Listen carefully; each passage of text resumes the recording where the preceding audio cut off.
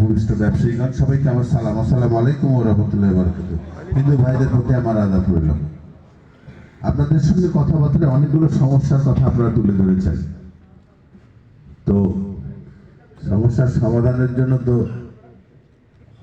ক্ষমতা লাগে, তাই না?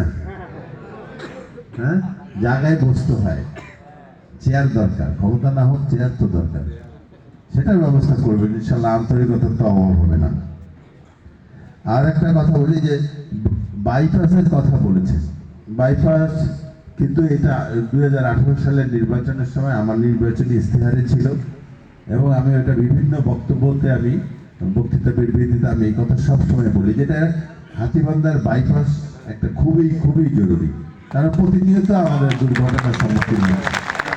এই সন্ধ্যার সময় কোনো পরিবেশ থাকে না, নাইট পোস্ট আর পাথরের ট্রাক হাতীবান্ধায় চলাচল অবমুক্ত হয়ে যায়, কোথাও থেকে কোথাও হাঁটাও যায় না, হাঁটাটাও রিস্ক।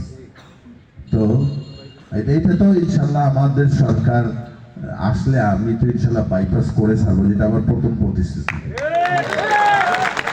আপনারা কিন্তু কেউ বললেন না যে